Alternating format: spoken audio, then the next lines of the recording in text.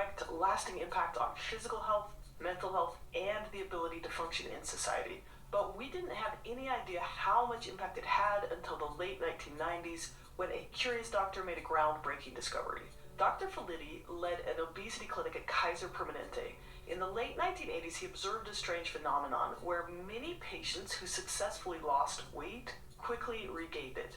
Some even dropped out of the program even though they were successful. So he was curious about this pattern, so Dr. Felitti started interviewing patients to understand why they regained the weight. And during these interviews, he uncovered that a significant number of these patients had a history of childhood trauma and abuse. So he started to wonder if obesity might be a coping mechanism for dealing with the unresolved trauma. So Dr. Felitti collaborated with the CDC to ask over 17,000 adults about their exposure to various types of childhood trauma, and these are called adverse childhood experiences, or ACEs for short. The original ACEs study identified 10 categories of these experiences, which can be grouped into 3 broad categories: abuse, which includes physical and emotional and sexual abuse; neglect, which is physical and emotional neglect; and household dysfunction, which includes domestic violence, substance abuse, untreated mental illness, parental separation or divorce, or parental incarceration. Now, the original study didn't explore other forms of adversity,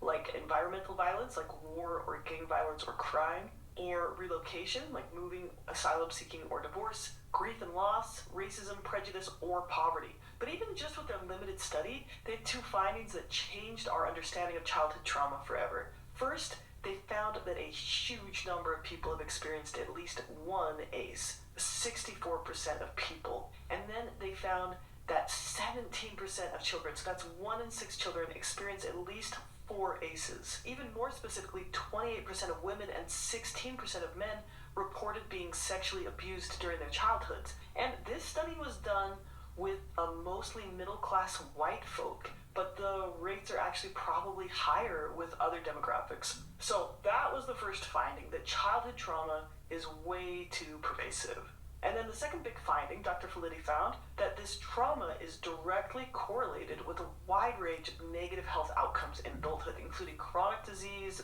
mental health issues, substance abuse, and early death. Okay, so let's dive into this a little bit. Let's explore the impact of childhood trauma on physical health. So ACEs increase your chance of autoimmune conditions, heart disease, diabetes, or obesity. With 6 ACEs, you are twice as likely to have cancer and 15% more likely to have a chronic disease like heart, lung, or liver disease. ACEs fuel behavioral problems like substance abuse, smoking, risky sexual behavior, and criminal activity. With 4 or more ACEs, you are 17 times more likely to struggle in school and 7 times more likely to be an alcoholic. And then, of course, childhood trauma massively impacts mental health. People who didn't experience ACEs as a child have around a 12% chance of experiencing depression, compared to a 35% chance for men and a 66% chance for women who did experience ACEs in their childhood. With an ACE score of 6, there's a 5,000% increase in suicide attempts, in the likelihood of a suicide attempt. And adverse childhood experiences increase your chances of PTSD, anxiety, and most other mental health concerns. And ACEs are directly related to at least 1/3 of mental health conditions in adults. So by helping children grow up in safer homes, we could reduce the rate of depression by 44%.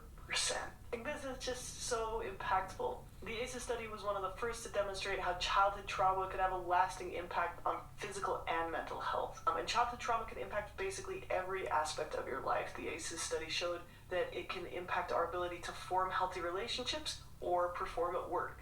Now, I do think that almost everyone experiences something in their childhood that they could consider traumatic, and the study found that 2/3 of people experienced at least one of these events on the ACEs list. But when we have supportive adults in our lives, most of us have the capacity to process through a traumatic experience. Sadly, though, at least 1/3 of the kids with an ACE had at least 4 ACEs, which means that they were living with recurring trauma that permeated multiple aspects of their life. And this trauma was often coming from the people who were supposed to be supporting them. The ACEs study found that the more ACEs a person experiences, the higher risk for these negative impacts in their adult years. So in addition to the individual suffering